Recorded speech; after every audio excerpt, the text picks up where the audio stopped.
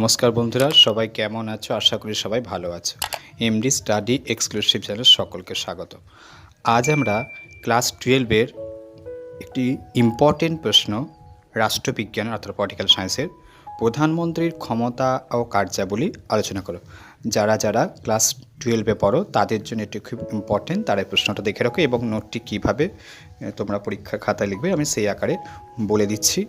তো প্রথম থেকে পুরো ভিডিওটি দেখবে, তাহলেই বুঝতে পারবে, না হলে কিন্তু কিছুই বুঝতে পারবে। তো আশা করি শুনলে তোমাদের প্রশ্নটি এখানেই তৈরি হয়ে যাবে।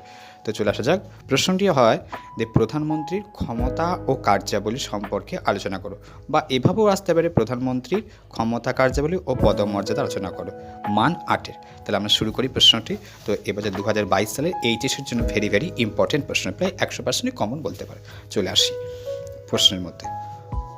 ভারতের সংসদীয় শাসন ব্যবস্থায় প্রধানমন্ত্রীর বিশেষ গুরুত্বপূর্ণ ভূমিকা পালন করে।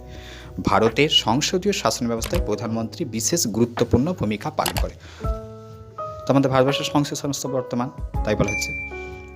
শাসন ব্যবস্থার প্রধান রাষ্ট্রপতি হলেও প্রকৃত ক্ষমতা ভোগ করেন প্রধানমন্ত্রী। এটা আমরা ভূমিকা হিসেবে লিখব। তাহলে ভূমিকাতে এইটুকু লিখব, ঠিক আছে। এবার আমরা চলে আসবো নিয়োগ, কার্যকাল, বেতন, অর্থাৎ প্রধানমন্ত্রীকে নিয়োগ করেন। সংবিধান অনুসারে রাষ্ট্রপতি প্রধানমন্ত্রীকে নিয়োগ করেন 75(1) ধারা অনুযায়ী। লোকসভার সংখ্যাগরিষ্ঠ দলের নেতা বা নেত্রীকেই রাষ্ট্রপতি প্রধানমন্ত্রী পদে নিয়োগ করেন। তাহলে এটা আমরা নিয়োগ পেয়ে গেলাম। এবার আমরা আসবো বেতন। প্রধানমন্ত্রী বর্তমানে প্রতি মাসে 50,000 টাকা বেতন পান এবং বিভিন্ন ভাতা বাবদ 1,10,000 টাকা পান। এছাড়াও তিনি অন্যান্য সুযোগ সুবিধাও লাভ করেন। এবার আমরা বলছি কি কার্যকাল। তাহলে নিয়োগ, কার্যকাল, বেতন একসাথে পয়েন্টের মধ্যে রাখছি। প্রধানমন্ত্রী কার্যকালের মেয়াদ 5 বছর। তাহলে এক কথায় বললাম প্রধানমন্ত্রী কার্যকালের মেয়াদ 5 বছর। ভূমিকা পেলাম, নেক্সট পয়েন্ট করলাম নিয়োগ, বেতন, কার্যকাল। এবার আমরা চলে আসবো প্রধানমন্ত্রীর ক্ষমতা ও কার্যাবলী। তো প্রথমেই আমরা লিখব কি, যে ভারতের প্রধানমন্ত্রীর ক্ষমতা ও কার্যাবলীকে কয়েকটি ভাগে ভাগ করে আলোচনা করব। আমরা কিন্তু 2টি কি 3টি কি 4টি 5টি এভাবে বলবো না। তাহলে যটা বলবো কিন্তু ওটা দিতে হয়। যদি কয়েকটা বলে দিই আমি যটা পারবো দেবো। তো আমরা এইটাই প্রথমে শুরু করবো, যে প্রধানমন্ত্রীর ক্ষমতা, কার্যাবলীকে, ভারতের প্রধানমন্ত্রীর ক্ষমতা, কার্যাবলীকে কয়েকটি ভাগে ভাগ করে আলোচনা করা যেতে পারে। তো প্রথম পয়েন্ট আমরা লিখব 1 নম্বর পয়েন্ট, লোকসভার নেতা বা নেতৃত্ব। ওটা আমরা ছিল প্রথমে ছিল মেন পয়েন্ট, আর এটা কিন্তু সাব পয়েন্ট। প্রধানমন্ত্রীর ক্ষমতা, কার্যাবলী মেন পয়েন্ট, আর লোকসভার নেতা বা নেতৃত্ব 1 নম্বর বললাম, এটা হচ্ছে সাব পয়েন্ট, ঠিক আছে। তো খাতা লেখার সময় কিন্তু এগুলো কালিগুলো আলাদা করবে। আলাদা বলতে কি, নীল আর কালো ছাড়া অন্য কোনো কালি ব্যবহার করবে না। যেটা মেন পয়েন্ট সেখানে ডবল আন্ডারলাইন, যেটা সাব পয়েন্ট সিঙ্গেল আন্ডারলাইন দেবে, তাহলেই কিন্তু হবে, ঠিক আছে। তো চলে আসি, লোকসভার নেতা বা নেত্রী হলেন প্রধানমন্ত্রী। লোকসভার নেতা বা নেত্রী হলেন প্রধানমন্ত্রী। লোকসভার অধিবেশন কখন আহুত হবে, কতদিন চলবে, কোন কোন বিষয়ের ওপর আলোচনা হবে ইত্যাদি বিষয়ে তিনি সিদ্ধান্ত গ্রহণের অধিকারী। সরকারের প্রধান মুখপাত্র হিসাবে লোকসভার সরকারি নীতিসমূহের ব্যাখ্যা প্রদান করেন এই প্রধানমন্ত্রী। তাই লোকসভার সংখ্যাগরিষ্ঠ দলের নেতা বা মোর্চার নেতা নেত্রীকেই সমগ্র সভার নেতা নেত্রী হিসেবে কাজ করতে হয়। তো এই পয়েন্টে এইটাই লিখলাম। 2 নম্বর পয়েন্ট আমরা কী লিখব, মন্ত্রিসভার গঠন সংক্রান্ত ক্ষমতা। সংবিধানের নির্দেশ অনুসারে রাষ্ট্রপতির প্রধানমন্ত্রীর পরামর্শ অনুযায়ী মন্ত্রিসভার অন্যান্য সদস্যদের নিয়োগ করেন। তাহলে প্রধানমন্ত্রী বলে দিচ্ছে কিন্তু আগে, তাহলে প্রধানমন্ত্রীর পরামর্শকর্মীর রাষ্ট্রপতি অন্যান্য মন্ত্রীদের নিয়োগ করছেন, ঠিক আছে। আর কি না, নিজ দল বা মোর্চার স্থানীয় ব্যক্তিদের মন্ত্রিসভার স্থান দখল, সব রাজ্য কেন্দ্রশাসিত অঞ্চলের প্রতিনিধিদের মন্ত্রিত্ব প্রধান, হ্যাঁ, মন্ত্রিসভায় তপশিলি জাতি ও অনুন্নত সম্প্রদায়ের প্রতিনিধিদের সম্মানদান বা স্থানদান ইত্যাদি, এই সমস্ত কাজ কিন্তু প্রধানমন্ত্রীর পরামর্শক্রমে রাষ্ট্রপতি করে থাকেন। এবার আমরা চলে আসবো নেক্সট পয়েন্ট, ক্যাবিনেটের নেতা বা ক্যাবিনেটের নেতা হিসাবে প্রধানমন্ত্রী। প্রধানমন্ত্রীকে অনেকে সমমর্যাদা সম্পন্ন ব্যক্তিদের মধ্যে অগ্রগণ্য বলে বর্ণনা করেছেন। কি বললাম, প্রধানমন্ত্রীকে অনেকে সমমর্যাদা সম্পন্ন ব্যক্তিদের মধ্যে অগ্রগণ্য বলে কি বর্ণনা করেছেন। এই লাইনটি দিয়ে লাইনটি কেন করছেন রাখবো, ভেরি ইম্পর্টেন্ট কথা। ক্যাবিনেটের অন্যান্য মন্ত্রী তার সহকর্মী মাত্র, অধীনস্থ কর্মচারী নন। বর্তমানে প্রধানমন্ত্রী ক্যাবিনেটের নেতা হিসেবে গুরুত্বপূর্ণ ভূমিকা পালন করেন। তাকে একনায়কের পর্যায়ে উন্নীত করছে বলে অনেকে মনে করেন। ঠিক আছে, তিনি স্বয়ং প্রধানমন্ত্রী বিভিন্ন কমিটির সভাপতি করে থাকেন, অতি সহজেই তিনি কমিটিগুলিকে নিয়ন্ত্রণ করতে পারেন। ঠিক আছে, ব্রিটিশ প্রধানমন্ত্রীর মতো তিনি বিশেষ ভূমিকা পালন করেন বলে তাঁকে ক্যাবিনেটের মধ্যমণি বা তারকামণ্ডলীর মধ্যে বিরাজমান চন্দ্র বলা হয়। এই দুটো কথা কিন্তু আমরা কোশ্চেনে রাখবো। হয়ে গেল। নেক্সট পয়েন্ট, নিয়োগ সংক্রান্ত ক্ষমতা, অর্থাৎ কাদের নিয়োগ করেন। ভারত সরকারের বিভিন্ন গুরুত্বপূর্ণ পদাধিকারীদের নিয়োগের ক্ষেত্রে প্রধানমন্ত্রীর পরামর্শ অনুযায়ী রাষ্ট্রপতি কাজ করেন।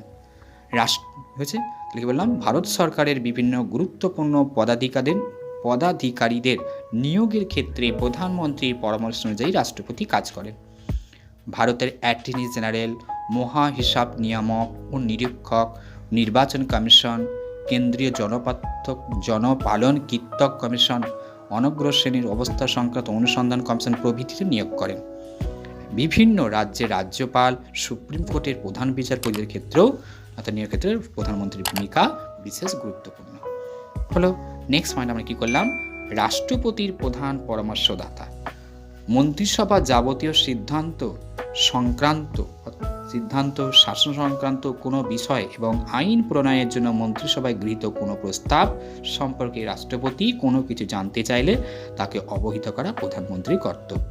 অর্থাৎ প্রধানমন্ত্রীর পরামর্শক্রমে রাষ্ট্রপতি কাজ করেন। তার রাষ্ট্রপতির প্রধান পরামর্শদাতা হলেন কে? প্রধানমন্ত্রী। তাহলে রাষ্ট্রপতির প্রধান পরামর্শদাতা হলেন প্রধানমন্ত্রী। বাস্তবে রাষ্ট্রপতির প্রধান পরামর্শ হিসেবে রাষ্ট্রপতি কাজ করে থাকেন। এবার আমরা চলে আসবো জাতির নেতা। নেক্সট পয়েন্ট, জাতির নেতা। সমগ্র জাতির নেতা বা নেত্রী হিসেবে প্রধানমন্ত্রী গুরুত্বপূর্ণ জাতীয় আন্তর্জাতিক সমস্যাগুলি বিশ্লেষণ করেন, জনগণের উদ্দেশ্যে ভাষণ দেন।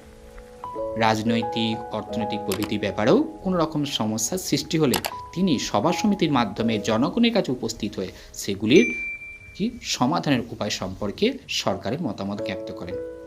এই ছিল পয়েন্টগুলো, সাব পয়েন্টগুলো হয়ে গেল। এবার আমরা চলে আসবো পদমর্যাদা। ভারতের প্রধানমন্ত্রীর পদমর্যাদা প্রসঙ্গে রাষ্ট্রনীতিবিদদের মধ্যে যথেষ্ট মতপার্থক্য রয়েছে। ব্রিটিশ প্রধানমন্ত্রীর মতে ভারতের প্রধানমন্ত্রীর ভূমিকা ও পদমর্যাদাকে কেন্দ্র করে দুটি পরস্পর বিরোধী মতের অবস্থিতি লক্ষ্য করা যায়। প্রথম মত অনুসারে প্রধানমন্ত্রীর সমপর্যায়ের ব্যক্তিদের মধ্যে অগ্রগণ্য, অর্থাৎ সহকর্মীদের সমপর্যায়ভুক্ত হলেও তিনি প্রধানমন্ত্রী হিসেবে বিশেষ একটি পদমর্যাদার অধিকারী। তাকে একনায়ক বলা হয় না, তাকে কেউ কেউ একনায়ক বলছেন, আবার কেউ কেউ একনায়ক বলছে না। যাকে আমরা অধিকারী পর্যন্ত দিলে মোটামুটি আমাদের হয়ে যাচ্ছে। এবার আসে আমরা উপসংহার দিয়ে দেবো। উপসংহারে কী বলবো, তো পরিশেষে বলা যায় ভারতের প্রধানমন্ত্রী গ্যালিভারের মতো 10,000 ক্ষুদ্রাতি ক্ষুদ্র শৃঙ্খলে শৃঙ্খলিত নন, কিংবা প্রমিউথিসের মতো নৈরাজ্যের শৃঙ্খলাখণ্ড আবদ্ধ নন। বলা চলে তিনি প্রবল প্রতাপান্বিত সিংহের মতো বহুদূর পর্যন্ত স্বচ্ছন্দে চলাফেরা করতে পারেন। তার বিপুল ক্ষমতার সীমা লঙ্ঘন করে অনেক কিছু করতে তিনি সক্ষম। তার ব্যক্তিত্ব, কর্মকুশলতা ও দেশের প্রভুত্বকারী শ্রেণীর সমর্থনের উপর তিনি বিভিন্ন ক্ষমতার অধিকারী। তাই এই কারণে প্রধানমন্ত্রী পদ কি বলবো, এই কারণেই প্রধানমন্ত্রী পদটি যথেষ্ট গুরুত্বপূর্ণ। বাস এই ছিল আজকের নোটটি। তো এইভাবেই আমরা নোটটা সংকল্প, আর যদি কারো কোনো বুঝতে অসুবিধা হয় তো আমাকে বলবে, আমি আবার বুঝিয়ে দেবো। আমি এই চ্যাপ্টার অর্থাৎ রাষ্ট্রবিজ্ঞান ক্লাস 11 ক্লাস 12 রাষ্ট্রবিজ্ঞানেরও সাজেশন দিয়ে দেবো, এবং গ্যারেন্টি 100% বলবো যে শাসন দেবো অবশ্যই তার মধ্যে, তার বাইরে পড়তে পারে না, আমি তোমাদেরকে শাসন দিয়ে দেবো। তো এই ছিল আজকে। নেক্সট দিনের নেক্সট এই ধরনের আর ভিডিও নিয়ে তোমাদের সামনে হাজির হব। সকলে ভালো থেকো, সকলের সাফল্য কামনা করি। যারা আমার চ্যানেলটিকে সাবস্ক্রাইব করে নিয়েছো তো তাদেরকে অসংখ্য অসংখ্য ধন্যবাদ। আর যারা এখনও সাবস্ক্রাইব করেনি প্লিজ প্লিজ প্লিজ প্লিজ আমার চ্যানেলটিকে সাবস্ক্রাইব করে নিও এই ধরনের এডুকেশনাল ভিডিও পাওয়ার জন্য। সকলে ভালো থেকো, সকলের সাফল্য কামনা করি, সকলের মঙ্গল হোক। ধন্যবাদ।